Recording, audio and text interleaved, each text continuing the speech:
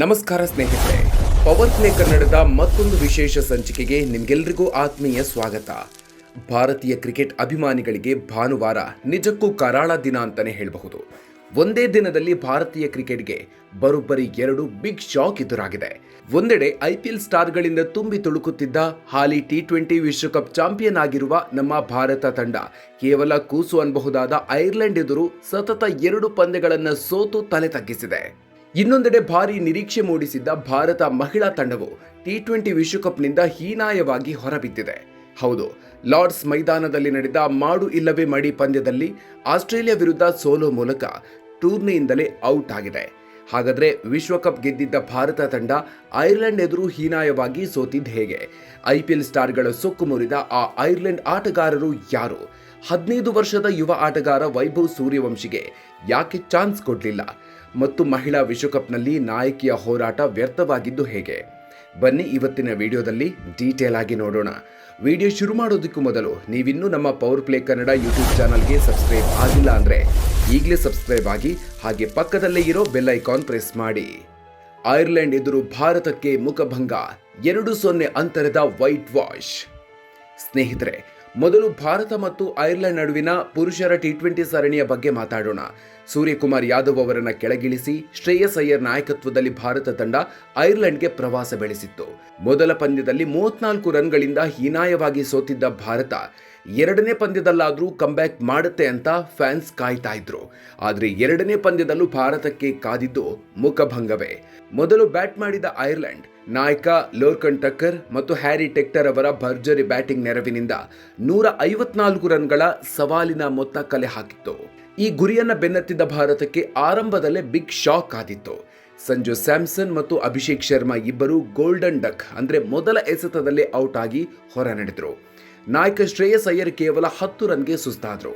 ಮಧ್ಯಮ ಕ್ರಮಾಂಕದಲ್ಲಿ ತಿಲಕ್ ವರ್ಮಾ ಮತ್ತು ಶಿವಮ್ ದುಬೆ ಹೋರಾಟ ನಡೆಸಿದ್ರು. ಐರ್ಲೆಂಡ್ ಬೌಲರ್ಗಳ ಕರಾರುವಕ್ ದಾಳಿಗೆ ಭಾರತ ತತ್ತರಿಸಿತು.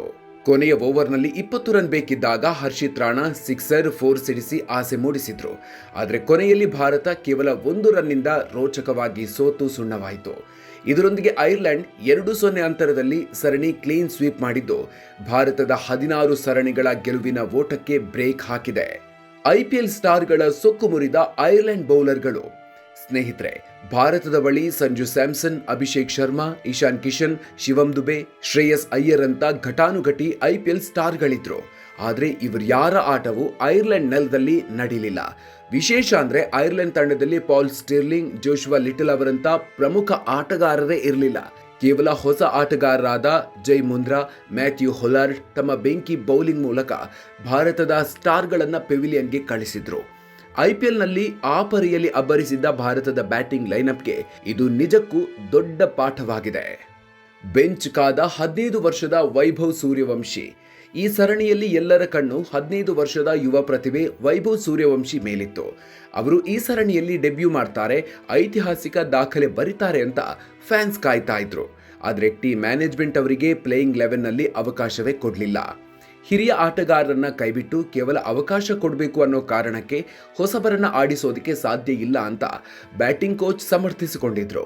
ಇನ್ನು ಕ್ಯಾಪ್ಟನ್ ಶ್ರೇಯಸ್ ಅಯ್ಯರ್ ತಂಡದಲ್ಲಿ ಅನುಭವಿಗಳಿದ್ದಾರೆ, ನಮಗೆ ಅವರೇ ಸಾಕು ಅನ್ನುವಂತೆ ಅಹಂಕಾರ ಮೆರೆದಿದ್ರು.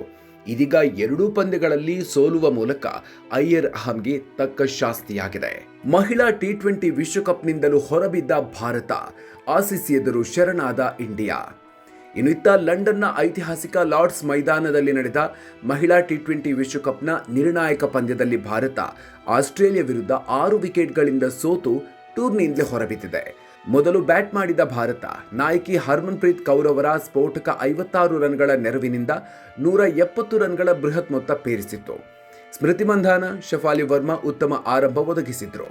ಆದರೆ ಆಸ್ಟ್ರೇಲಿಯಾದ ದೈತ್ಯ ಆಟಗಾರ್ತಿಯರಾದ ಎಲಿಸ್ ಪೆರಿ ಮತ್ತು ಆಶ್ಲಿ ಗಾರ್ಡ್ನರ್ ಅವರ 100 ರನ್ಗಳ ಭರ್ಜರಿ ಜೊತೆಯಾಟ ಭಾರತದ ಕನಸನ್ನ ನುಚ್ಚು ನೂರು ಮಾಡಿತು. ಭಾರತದ ಬೌಲರ್ಗಳು ಮತ್ತು ಕಳಪೆ ಫೀಲ್ಡಿಂಗ್ ಈ ಸೋಲಿಗೆ ಪ್ರಮುಖ ಕಾರಣ ಆಯಿತು. ಇದರೊಂದಿಗೆ ಭಾರತ ವಿಶ್ವಕಪ್ ಗೆಲ್ಲುವ ಕನಸು ಮತ್ತೊಮ್ಮೆ ಭಗ್ನಗೊಂಡಿದೆ. ಒಟ್ಟಿನಲ್ಲಿ ಸ್ನೇಹಿತರೆ, ಒಂದೆಡೆ ಪುರುಷರ ತಂಡದ ಅತಿಯಾದ ಆತ್ಮವಿಶ್ವಾಸ ಐರ್ಲೆಂಡ್ನಲ್ಲಿ ಮುಖಭಂಗ ತಂದಿದ್ರೆ, ಇನ್ನೊಂದೆಡೆ ಬೌಲಿಂಗ್ ವೈಫಲ್ಯದಿಂದ ಮಹಿಳಾ ತಂಡ ವಿಶ್ವಕಪ್ನಿಂದ ಹೊರಬಿದ್ದಿದೆ. ಈ ಬಗ್ಗೆ ನೀವೇನು ಹೇಳ್ತೀರಿ? ಐರ್ಲೆಂಡ್ ವಿರುದ್ಧದ ಈ ಹೀನಾಯ ಸೋಲಿಗೆ ಕಾರಣ ಯಾರು? ವೈಭವ್ ಸೂರ್ಯವಂಶಿಗೆ ಚಾನ್ಸ್ ಕೊಡಬೇಕಿತ್ತ? ಮಹಿಳಾ ತಂಡದ ಸೋಲಿಗೆ ಬೌಲರ್ಗಳೇ ಕಾರಣನಾ?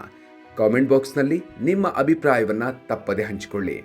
ಈ ಸ್ಪೋರ್ಟ್ಸ್ ಅನಾಲಿಸಿಸ್ ವಿಡಿಯೋ ನಿಮಗೆ ಇಷ್ಟ ಆಗಿದ್ರೆ ಈಗಲೇ ಲೈಕ್ ಮಾಡಿ ಹಾಗೂ ಪ್ರತಿಯೊಬ್ಬ ಕ್ರೀಡಾಭಿಮಾನಿಗೂ ವಾಟ್ಸಾಪ್ನಲ್ಲಿ ಶೇರ್ ಮಾಡಿ. ಕ್ರಿಕೆಟ್ ಜಗತ್ತಿನ ಇಂಥ ಇಂಟ್ರೆಸ್ಟಿಂಗ್ ಅಪ್ಡೇಟ್ಸ್ಗಳಿಗಾಗಿ ಮರೆಯದೆ ನಮ್ಮ ಪವರ್ ಪ್ಲೇ ಕನ್ನಡ ಯೂಟ್ಯೂಬ್ ಚಾನಲ್ಗೆ ಸಬ್ಸ್ಕ್ರೈಬ್ ಆಗಿ.